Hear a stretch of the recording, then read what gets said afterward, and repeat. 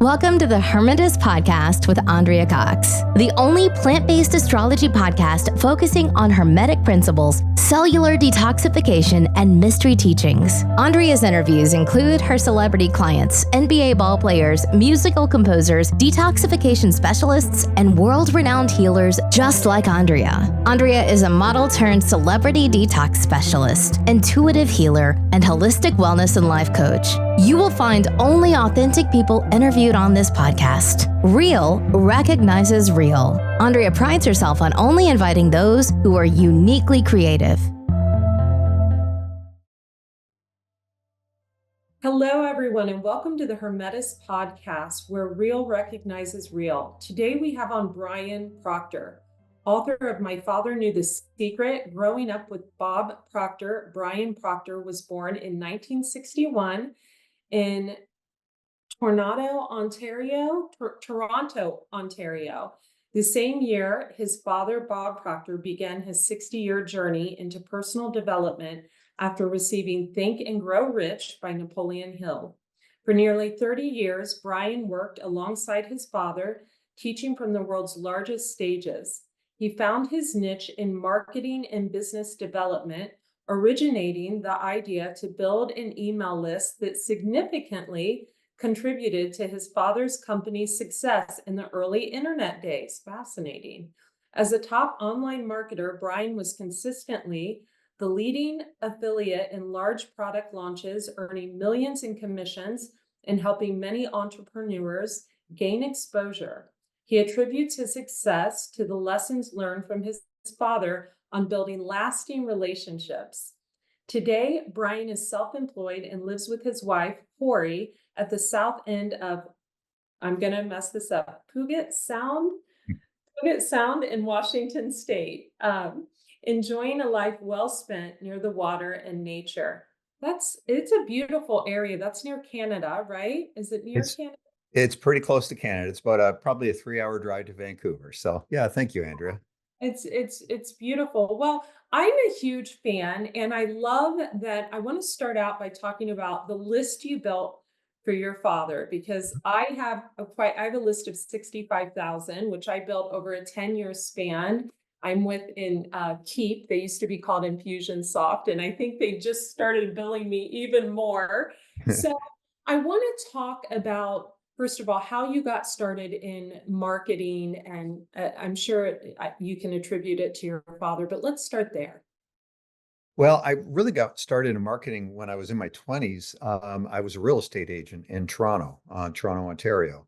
And I was very successful. And I really attribute it to the fact that I stayed in touch with my clients. I found it amazing how many real estate agents would sell somebody a house and then they would never hear from them again. So it was always important to stay in touch with the client. And oh gosh, it was probably around 1998, I think it was. My father talked me into coming back to the company and working with him. And so I was all in. I thought, yeah, I'm ready for that. I had kind of done my thing in the real estate industry. I was getting a little burned out. And I thought it'd be fun to work with that again. Well, I started selling the seminars, and quite frankly, Andrea, I wasn't enjoying myself. And I said to him, I said, this is just not for me. And so, true to my father, he just said, Brian, find a way that you can contribute and do something that makes you happy. And that was really it. And I started to think, I thought, well, in real estate, I just stayed in touch with my clients and it really worked. And I thought, my father's in the seminar business. How can we stay in touch with our clients? And this was in the days before email list building and quote of the day services and all of that. And I always had a kind of a thing for inspirational quotes. And I thought, well, why don't I start a service that sends out inspirational quotes? And maybe once a week, an uplifting story. And so that's what I did. I started to do it. This was before all the services that are out there today. And I had to figure it out. It was a journey. I think if I had known everything I had to do at that time, I might not have done it, and that would have been a shame. So for anybody that's listening or watching this, If you've got an idea of something you want to get out and start to do, just step out and start doing it. You'll figure it out along the way. That's the big lesson that I learned in that. And because of that, I started to build an email list, and it grew and it grew. People liked the service. And I had to find, obviously, a platform to start doing this. In the early days, it was all from my computer. And it was an adventure. No anything, all from your computer. All from the computer. And I had internet service providers that would shut me down thinking I was spamming. I had to prove to them that no, these people want these messages. And, now we know all these services out there today, it's really easy to do. But back then it wasn't. And I really feel that by doing that, I set up my father's business really for success. That when the movie The Secret came out in 2006, he was ready for the audience. And because we were capturing email addresses and things at that time, the business grew dramatically. Whereas a lot of the other speakers were not set up for that at the time. So it really helped set us up for success. So the movie The Secret, I grew up in Dayton, Ohio, and then spent 10 years in San Diego. Now I live in the Catalina foothills of the Sonora Desert. But I remember watching The Secret. I was 28 years old. So I'm in my late 40s. So I think, yeah, I was about 28 years old. And I had been listening to Louise Hay and all of her inspirational stuff. And this movie came out. My mom lived a few streets over. I called her. I'm like, you have to watch this movie with me, Mom. You have to just look at it. And it starts out with the woman walking, and she starts to change her mindset. And your dad was a big part of that. That movie single-handedly was a catalyst for me to relocate to California and to start writing vegan recipe books in my 20s and really building my brand and my business years ago. And every time I've fallen, so to speak, I go back to watch that movie.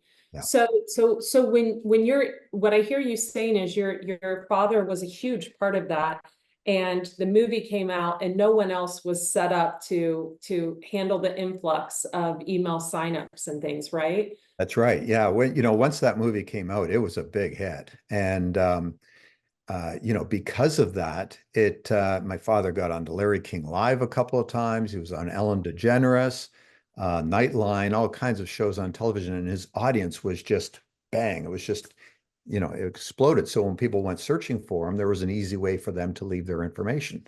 And it really, really helped expand the business. The interesting thing, Andrea, is that, for so many people that are looking to build a business, I look at my father, Bob Proctor. He was really a pioneer in the industry. I mean, he started in the 1960s, was building a personal development company long before the internet existed, which was not an easy thing to do. And he was 72 years old when that movie came out. So he had worked for a very long time. And it was when he was 72 that his overnight success really happened. It's never too late to go after and chase your dreams. I think of him at 72 and that hitting the way it did, and it got him exposed in ways that he had never been able to do prior to that.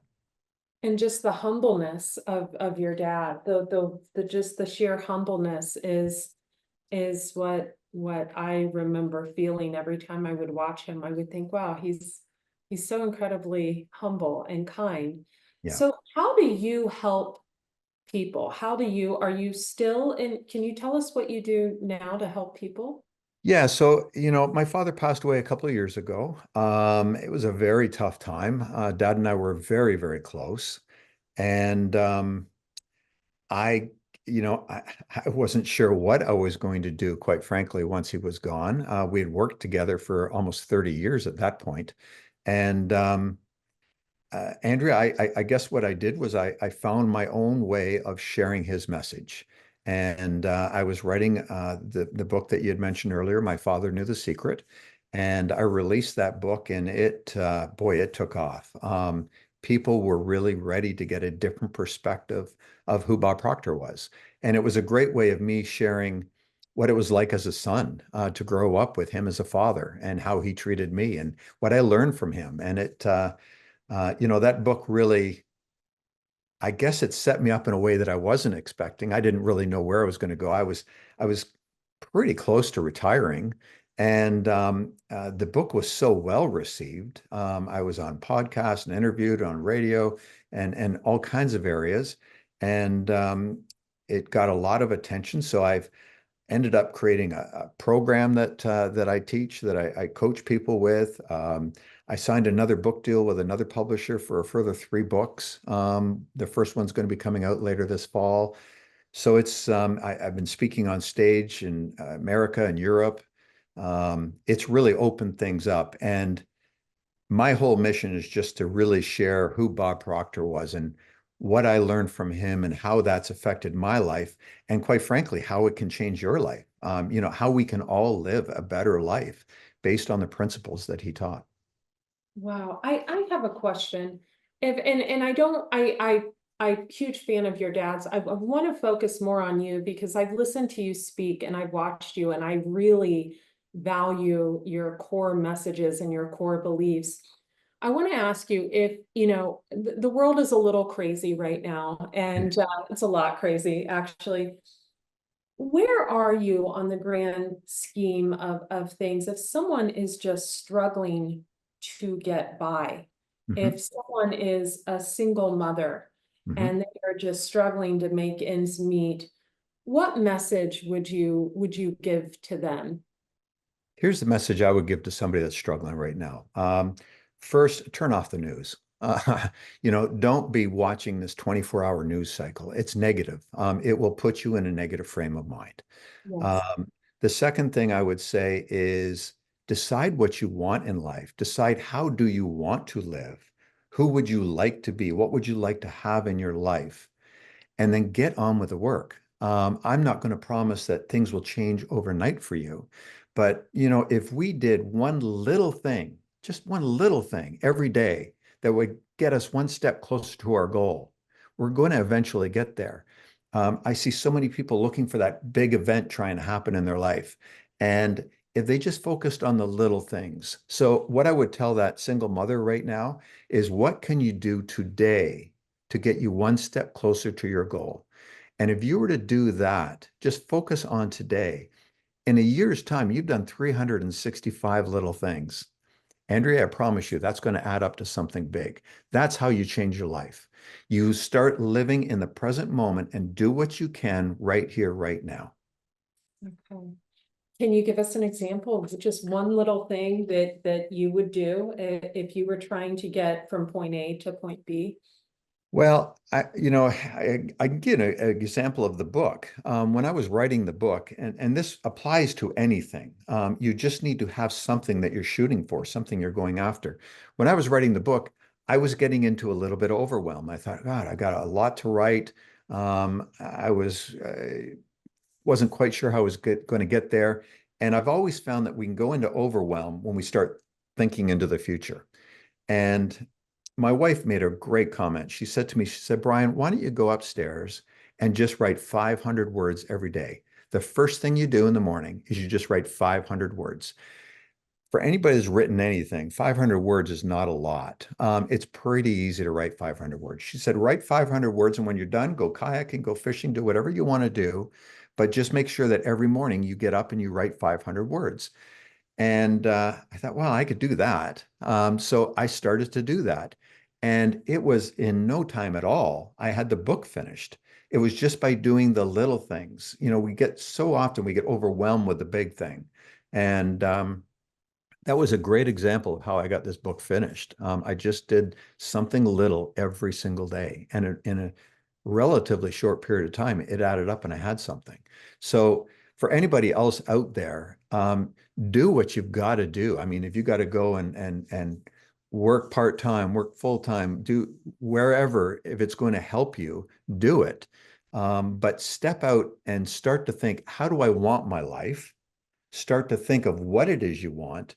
And then every day do something, just something that's going to get you one little bit closer to that dream. And if you do that, before long, you're going to be living that dream. I'm not going to promise you it'll happen overnight, but you do those little things every single day, you will get there. And the key is to focus on what you want. Don't give energy to what you don't want. It's real easy to get into the misery of a struggle. And when we're focused on the struggle, we're going to bring more struggle our way. And I think, Andrea, if we can get focused on the positive and where we want to go and just do that little thing that'll get you there, eventually you are going to get there. And when you're focused on the positive, you will start to open up your view of what's around you and you'll start to see more opportunities. And quite frankly, they're usually opportunities that were always there, but we didn't see them because we're focused on the negative part of life. Wow, I love that. And so you don't feed into negativity and by any means. I just learned this lesson over this last life cycle. I had a lot of targeting online and people trying to deplatform me due to my beliefs and my very strong way of getting my point across. I can be very triggering to others. And so I went through a phase where I was focusing on those negative things. And then one day I realized, oh my gosh, you live in a beautiful house. You've got beautiful dogs. You've got a beautiful family. Like, you're healthy. You've accomplished a lot. Don't focus on it. If something happens, it happens. You can take it from there.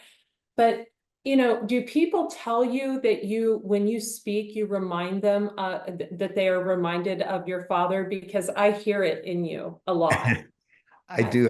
I actually get that quite a bit. And I take that as the ultimate compliment. I feel like I'm here you not only the resemblance, but also the way, the voice and the words are just, I'm really just floored and humbled with gratitude. We like to touch on health here. And I was wondering how you eat, what your morning routine is. Do you have something you do every day that you could share with all of us?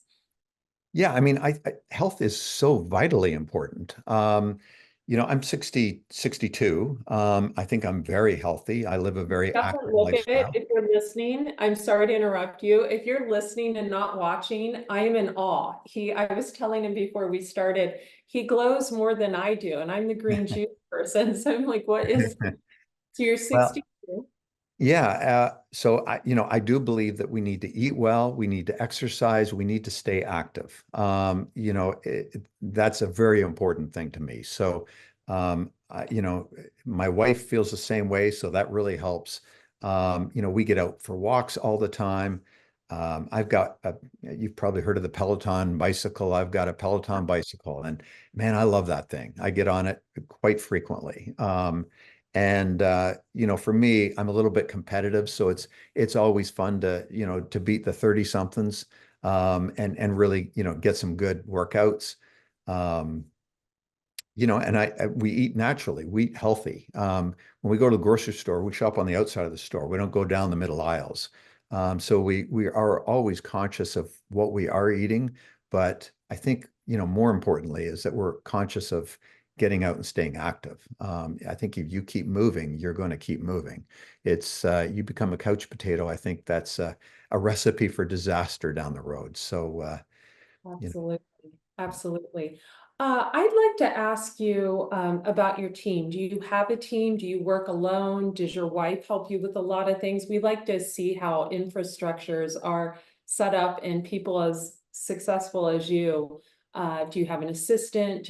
How does that work with you? yes. So how we work is my wife and I are partners. So we work together, and in our programs we have, I guess, really two contractors.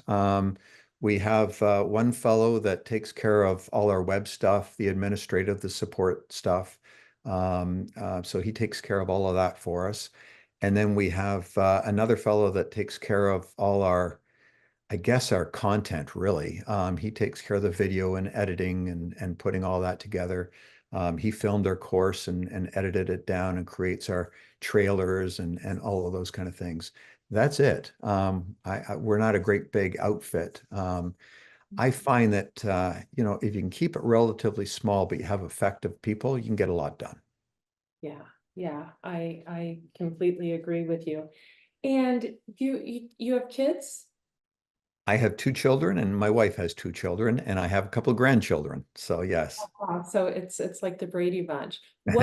What is coming up for you? You're on this, are you on tour right now? You're still speaking at places, or have you pulled back from that? I am speaking. So right now, we're just finished this first book of the series with the publisher. So I'm actually in the midst of recording it for the audio book.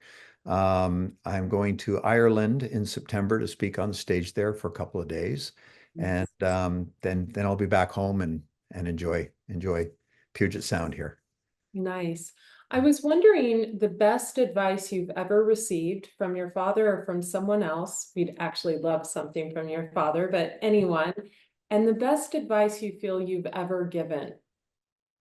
So that's actually really easy for me to answer right now, Andrea. I mean, growing up with Bob Proctor, I had a lot of advice, a lot of good ideas.